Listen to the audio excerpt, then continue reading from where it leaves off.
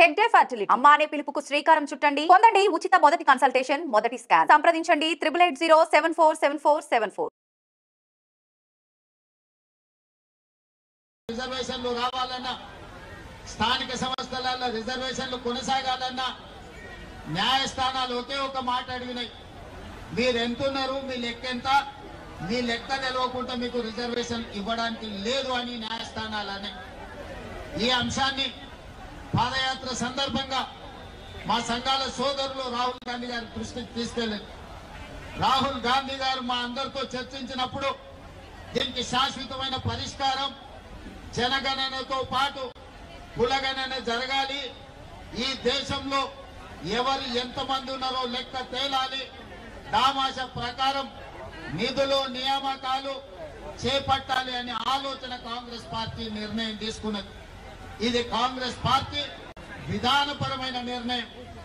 ఒక్కసారి కాంగ్రెస్ పార్టీ విధానపరమైన నిర్ణయం తీసుకున్నప్పుడు రాహుల్ గాంధీ గారు స్పష్టంగా పాదయాత్ర సందర్భంలో చెప్పిండు, మేము ఎక్కడ అధికారంలోకి వచ్చిన వెంబడే కులగణన చేసి తీరుతాము, కేంద్రంలో కూడా ఎర్రకోట మీద జెండా ఎగిరేసి ఈ దేశంలో జనగణనలో కులగణను చేర్చి ప్రతి కులం యొక్క లెక్క తేల్చి ఉద్యోగ ఉపాధి అవకాశాలే కాదు రాజకీయ రిజర్వేషన్లు కూడా పెంచుతాం దామాష ప్రకారం అని చెప్పి రాహుల్ గాంధీ గారు చెప్పడం జరిగింది.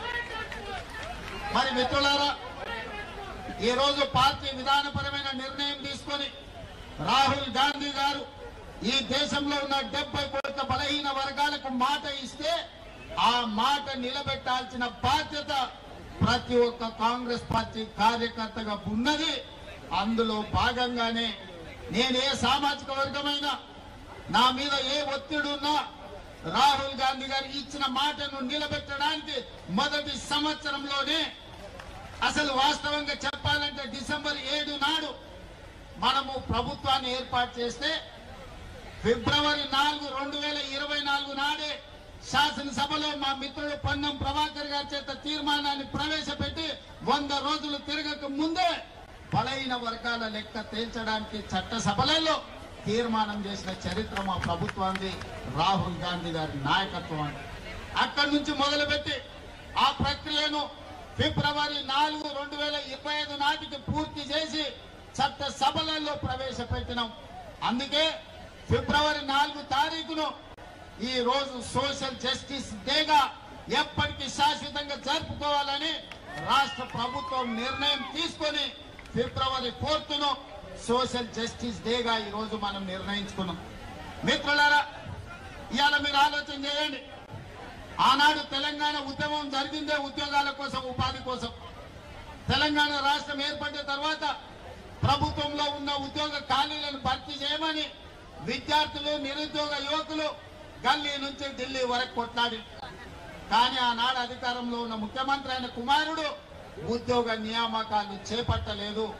ఎన్ని పోరాటాలు చేసినా, ఎంతమంది పిల్లలు కొట్లాడినా, ఎంతమంది పిల్లలు ప్రాణాలు ఇచ్చినా ఆనాడు అధికారంలో ఉన్న వాళ్లకు చెవికి ఎక్కలేదు. అందుకే ఎన్నికల సందర్భంగా పాదయాత్ర చేసినప్పుడు నేను తెలంగాణ నిరుద్యోగ యువకులకు ఒక మాట చెప్పిన, ఇక మీరు ఉద్యోగాలు ఇవ్వండి అని అడగకండి, తండ్రి కొడుకుల ఉద్యోగం ఊడగొట్టండి, మీ ఉద్యోగాలు మీ ఇంటికి వస్తాయని ఆనాడు నేను చెప్పిన. ఆ మాట ప్రకారం తెలంగాణలో ఉన్న యువకులు తండ్రి కొడుకుల ఉద్యోగం ఊడగొడితే సంవత్సరం తిరిగే లోపల 59,000 ప్రభుత్వ ఉద్యోగ నియామకాలు చేపట్టి మా ప్రభుత్వం చిత్తశుద్ధిని నిరూపించుకున్నది. మరి ఇవాళ మిత్రులారా, బలహీన వర్గాల కోరిక అసంబద్ధమైన కోరిక కాదు, బలహీన వర్గాల కోరిక సంబద్ధమైన కోరిక. ఈ రోజు మీది ధర్మమైన కోరిక. ఒక ధర్మమైన కోరిక నెరవేర్చడానికి ప్రభుత్వాలు ముందుకు రావాలి, బాధ్యత తీసుకోవాలి. కానీ భారతీయ జనతా పార్టీ ఈనాడందుకు సిద్ధంగా లేదు. వాళ్ళకి విధానపరమైన ఆలోచననే బలహీన వర్గాలకు వ్యతిరేకం. ఇంతకుముందు మిత్రుడు శ్రీనివాస్ గౌడ్ చెప్పిన అంశాలను నేను మళ్ళొకసారి చెప్పదలుచుకున్నా. ఆనాడు మొరార్జీ దేశాయ్ గారు ఈ దేశంలో ఉన్న బలహీన వర్గాల లెక్క తేల్చాలి, ఈ జనాభాలో జాతుల యొక్క లెక్క తేలాలి అని మండల్ కమిషన్ ను నియమించి మండల్ కమిషన్ ద్వారా నివేదిక అడిగింది. ఆ మండల్ కమిషన్ ఈ దేశంలో 52% బలైన వర్గాలు ఉన్నారు, 27% రిజర్వేషన్ ఇవ్వాలి అని వారి ప్రతిపాదన ఇచ్చారు. కానీ కొంతకాలం వాయిదా పడ్డది. విపి సింగ్ గారు వచ్చిన తర్వాత ఈ మండల్ కమిషన్ దుమ్ము దులిపి దీన్ని అమలు చేసి మొదలు పెడితే ఆనాడు భారతీయ జనతా పార్టీ కుట్ర చేసి మండల్ కమిషన్ కు వ్యతిరేకంగా కమండల్ యాత్రను చేపట్టి ఈ దేశంలోనే మండల్ కు వ్యతిరేకంగా కమండల్ విధానాన్ని తీసుకొచ్చింది భారతీయ జనతా పార్టీ. ఆ భారతీయ జనతా పార్టీ ప్రతినిధే ఈ రోజు నరేంద్ర మోడీ గారు ప్రధానమంత్రి ఈ దేశంలో ఉన్నాడు. నేను ఈ రోజు ఒక మాట చెప్పదలుచుకున్నా. శ్రీమతి ఇందిరాగాంధీ గారు దళితులు కాదు, ఆదివాసీ కాదు. కానీ శ్రీమతి ఇందిరాగాంధీ గారు దళితుల పట్ల, గిరిజనుల పట్ల, ఆదివాసుల పట్ల అమ్మలాగా వ్యవహరించి వాళ్ళకి రిజర్వేషన్లను అమలు చేయడమే కాదు, సొంత ఇల్లు కట్టుకోవడానికి ఇల్లు ఇవ్వడమే, ఇందిరమ్మ ఇల్లు ఇవ్వడమే కాదు, ఆవిడ అసైన్మెంట్ చట్టాన్ని తెచ్చి భూస్వాముల దగ్గర వేలాది లక్షలాది ఎకరాలను ప్రభుత్వం గుంజుకొని ఎస్సీ ఎస్టీ బీసీలకు అసైన్మెంట్ పట్టాలు ఇచ్చి భూ యజమానులను ఇందిరమ్మ చేసింది. అందుకే ఇవాళ ఏ ఎస్సీ ఏ ఎస్టీ ఏ తండా ఏ గూడానికి వెళ్ళు వాళ్ళ ఇళ్లలో ఇందిరమ్మ ఫోటో ఉంటుంది. మా అమ్మ ఇందిరమ్మ అని అంటారు. చిత్తశుద్ధి ఉండాలి, చేయాలన్న సంకల్పం ఉండాలి. అందుకే ఇందిరమ్మ ఈ రోజు దళితులకు, గిరిజనులకు, ఆదివాసీలకు అమ్మగా మారి ఇవాళ మిత్రులందరూ చెప్తున్నారు భారతీయ జనతా పార్టీ ఈ విధానానికి బీసీలను బలపరచాలన్న ఆలోచనకు వ్యతిరేకము. అందుకే ఈరోజు ఎన్ని రకాల ప్రయత్నాలు చేసినా ఈరోజు బీసీల లెక్కలు చేయాల్సి వస్తుందని 2021 జనాభా లెక్కల్ని వాయిదా వేసి ఇవాళ 2025 సంవత్సరం వచ్చినా జనాభా లెక్కలు చేయడం లేదు. ఎందుకంటే రాహుల్ గాంధీ గారు డిమాండ్ చేసిండ్రు, ఈసారి జనాభా లెక్కలల్లా కులగణన జరగాలి, జనగణనతో పాటు కులగణన జరగాలి, ఆ నివేదిక ప్రకారమే రిజర్వేషన్లు పెంచాలి అని. అందుకే ఈరోజు బీజేపీ కుట్ర చేసి జనగణనను వాయిదా పెట్టుకుంటూ వస్తుంది. ఇది మనందరికీ తీర నష్టం. ఇది ఒక బలహీన వర్గాల సమస్య కాదు, ఇది బహుజనుల సమస్య. బహుజనులందరూ ఏకమై లెక్కలు తేలుస్తేనే తప్ప, మీ లెక్క పక్కాగా ఉంటే తప్ప మీకు ఉద్యోగ ఉపాధి, అదే విధంగా రాజకీయ రిజర్వేషన్లు పెరగవు.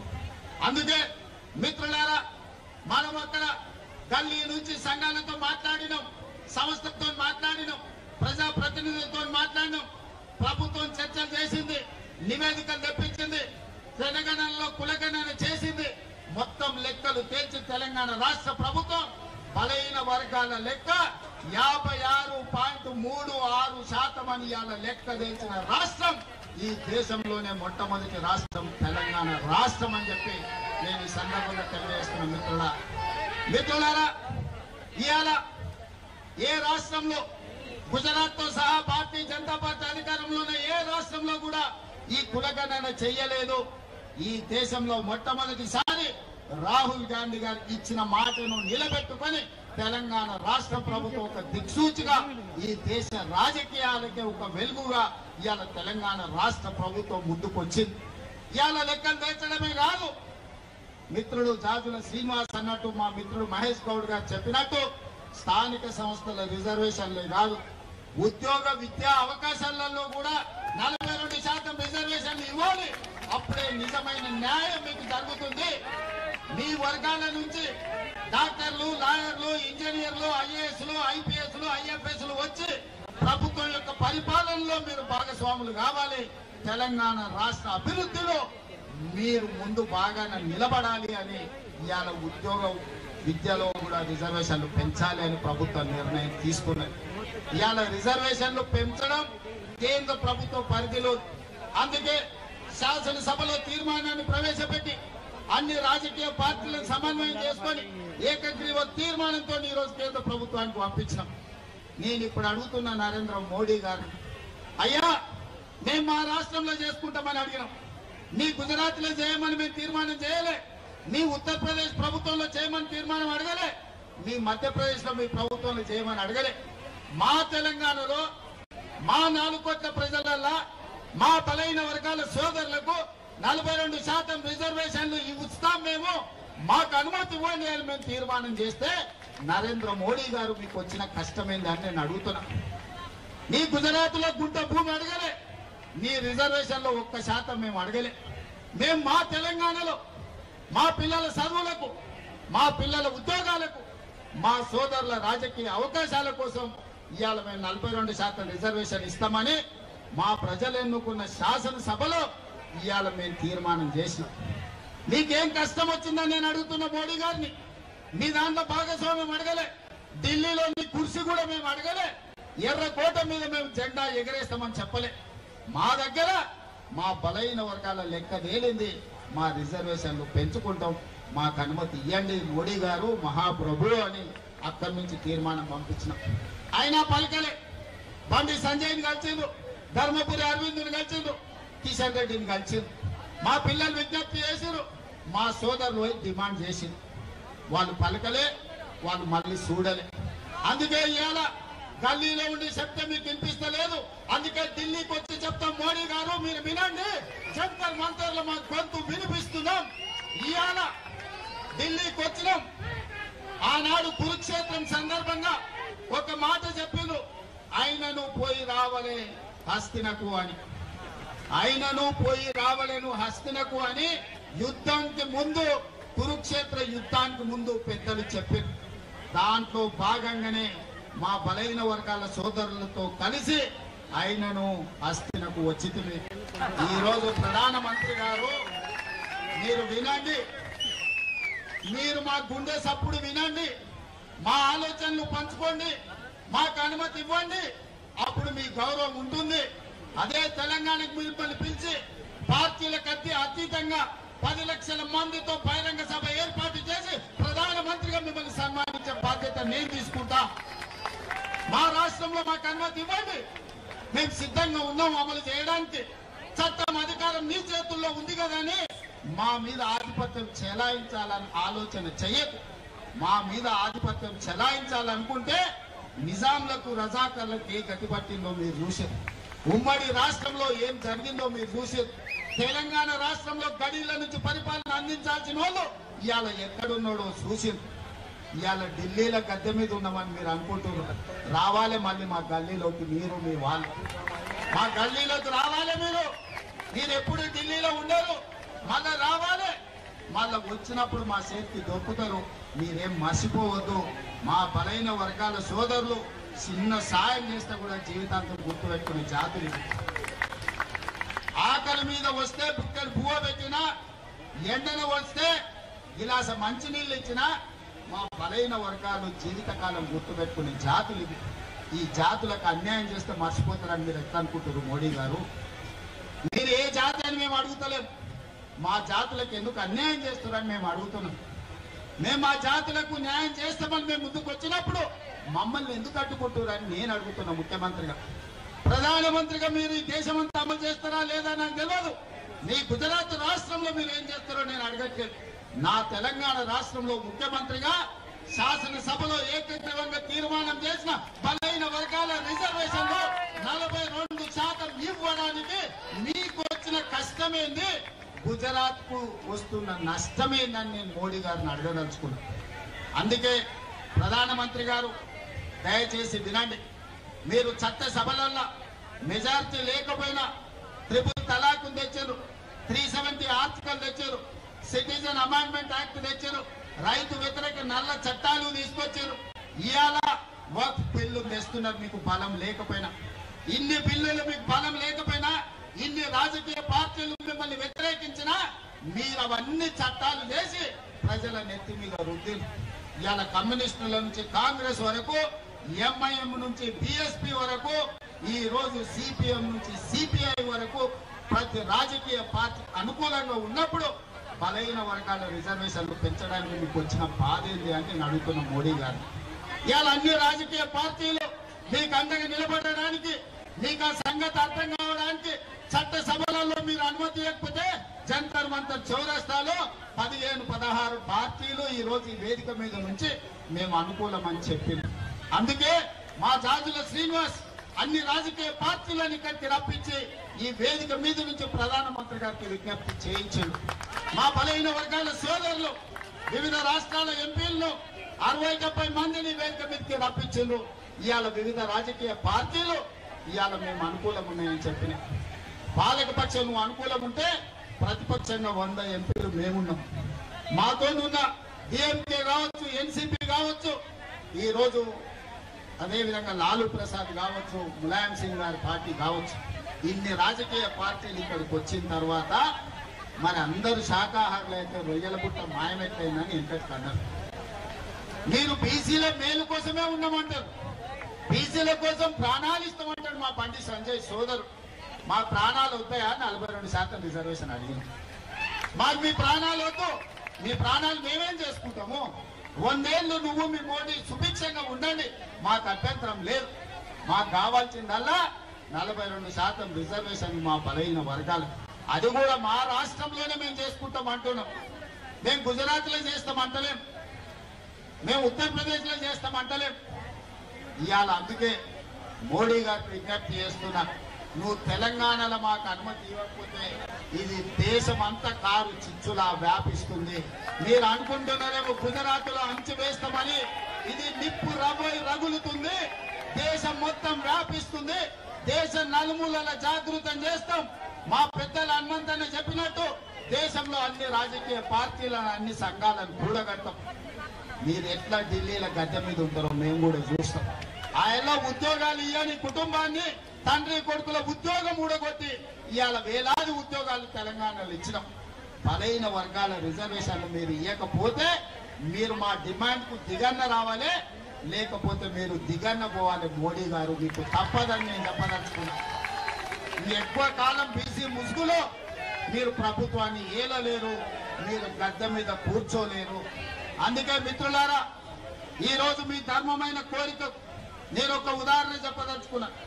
2015లో ఇక్కడనే మాదిగ ఉపకులాల వర్గీకరణ కోసం మందకృష్ణ మాదిగ ధర్నా చేసి జంతర్ మంతర్నే అలసిపోయి చెట్టు కింద కూర్చున్నాడు. నేను కూడా సంఘీభావం తెలుపుదామని వచ్చిన. అన్నా ఇన్ని చేసినా ఎవరు ఇంటలేరు, ఏం చేద్దామని నన్ను అడిగింది. మరి ఏం చేద్దామని అనుకుంటున్నా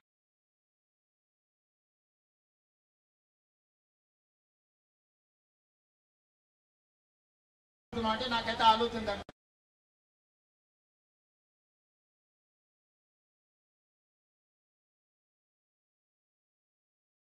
ఎట్లా అన్నాను, మీ ధర్మమైన కోరిక ధర్మయుద్ధం ప్రకటించని చెప్పి పరేడ్ గ్రౌండ్ లో మాదిగ ఉపకులాల ధర్మయుద్ధం ప్రకటించి విజయం సాధించిండు, లక్ష్యానికి చేరుకున్నాడు. ఇవాళ మా మిత్రులకు అందరికీ నేను ఒకటే మాట చెప్పదలుచుకున్నా. ఇవాళ చెబితే విన్నరా? సరే, విననప్పుడు మన బలమేందో చూపించాలి. మన ధర్మమైన కోరిక కోసం మా బలైన వర్గాలు ధర్మ యుద్ధం ప్రకటించండి. మీకు అండగా నిలబడతా, మీకు తోడుగా ఉంటా. ఇక ఢిల్లీ కొట్టుడు కాదు, మీరే మా కళ్ళకి రావాలి.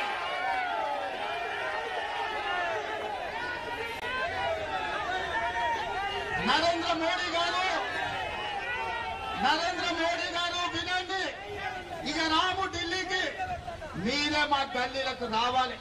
మా ధర్మమైన కోరిక కోసం ఈ రోజు ఇక్కడికి వచ్చినాం. సంధిలో భాగంగానే మీ దగ్గరకు వచ్చి మీ విజ్ఞప్తి చేసినాం. కురుక్షేత్రంలో ఆనాడు కృష్ణుడు చెప్పిండు, సయోధ్య కుదుర్చుకుందాం, 5 గ్రామాలు ఇయ్యమని. కానీ దుర్యోధనుడు వినలేదు, విర్ర వీగిండు. చివరికి కురుక్షేత్రంలో ఏం జరిగిందో మీరు చూసింది. ఇవాళ కూడా మా తెలంగాణ రాష్ట్రంలో మాకు అనుమతి ఇచ్చండి, మా బలైన వర్గాలకు 42% రిజర్వేషన్ మేము ఇచ్చుకుంటామని మేము అడుగుతున్నాం. సయోధ్యలో భాగంగానే నరేంద్ర మోడీ గారికి ఈనాడు అస్థినకు వచ్చి మేము విజ్ఞప్తి చేస్తున్నాం. ఇక మళ్ళీ విజ్ఞప్తులు తీసుకొని మళ్ళీ అస్థినకు రాం. మీరు ఎట్లా గల్లీలకు వస్తారో చూస్తాం. తొందరలోనే మా బలైన వర్గాల సోదరులకు, మా బహుజన సోదరులకు నేను విజ్ఞప్తి చేస్తున్నా. అదే పరేడ్ గ్రౌండ్ లో ధర్మ యుద్ధం ప్రకటించండి. 10 లక్షల మందితో మన బలమేందో చూపిద్దాం.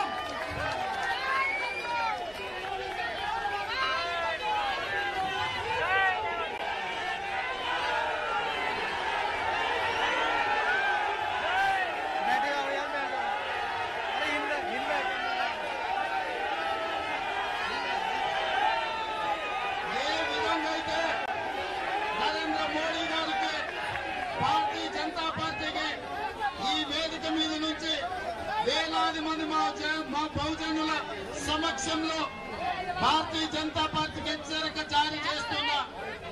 మీరు గద్దె దిగాలి, గ్రామాలలో మీ గద్దెలు కూలాలి. ఇదే మా నినాదం. అయితే మా 42% మా బలైన వర్గాల రిజర్వేషన్లు అమలు చేయడానికి అనుమతి ఇవ్వాలి. ఒకవేళ మా బలైన వర్గాల 42% రిజర్వేషన్లకు మీరు చట్టాలను మార్చి మాకు సాయం చేయకపోతే మీరు గద్దె దిగాల్సిందే, మీ గద్దెలు కూలాల్సిందే. గ్రామాలలో మా బలైన వర్గాల సోదరులారా, ఇప్పుడు రాకపోతే ఎప్పుడు రాదు, ఇప్పుడు రాకపోతే ఎప్పటికీ రాదు. ఇంత ఊపు మళ్ళీ దేవు. ఈనాడు నేను విజ్ఞప్తి చేస్తున్నా, మీకు అండగా నిలబడే మీ సోదరుడు తెలంగాణ రాష్ట్రానికి ముఖ్యమంత్రిగా ఉన్నాడు. ఎవరు ఏమనుకున్నా మీకు అండగా నిలబడే ధర్మం నా మీద ఉన్నది. రాహుల్ గాంధీ గారి మద్దతు మీకున్నది. రాహుల్ గాంధీ గారి నాయకత్వంలో మీకోసం కొట్లాడి ఢిల్లీ నుంచి ఢిల్లీ వరకు ఏకం చేసి అన్ని రాష్ట్రాలలో బలాన్ని కూడగట్టి బలైన వర్గాల రిజర్వేషన్లు తీర్చే బాధ్యత కాంగ్రెస్ పార్టీ రాహుల్ గాంధీ గారు తీసుకుంటారు. ఇవాళ మీరందరూ ఏకమై రేపు జరగబోయే ధర్మ యుద్ధంలో మన బలమేందో పరేడ్ గ్రౌండ్ లో ప్రదర్శించండి. ఎట్లా మోడీ దిగిరాడో ఎట్లా మన రిజర్వేషన్లు మన ఇంటికి రావు. ఒకవేళ అది రాకపోతే ఎర్ర కోట మీదనే మనమే జెండా ఎగరేసుకుందాం సోదరులారా. ఇవాళ బలైన వర్గాల గొంతు బలహీనం అనుకోకు. మేము గౌరవంగా ఉన్నాం, మీ గౌరవం ఇచ్చినాం. అందుకే ఇవాళ జంతర్ మంతర్కు వచ్చినాం. మమ్మల్ని తక్కువ అంచనా వేస్తే ఎర్రకోట మీద జెండా ఎట్లా ఎగరేసుకోవాలో మా సోదరులందరికీ తెలుసు. మేమందరం కలిసి ఎర్రకోట మీద జెండా ఎగరేస్తాం, మా రిజర్వేషన్లను సాధించుకుంటామని తెలియజేస్తూ ఇక్కడికి విచ్చేసిన వేలాది మంది మా బహుజనులకు అందరికీ ధన్యవాదాలు తెలియజేస్తూ సెలవు తీసుకుంటున్నాం మిత్రులారా.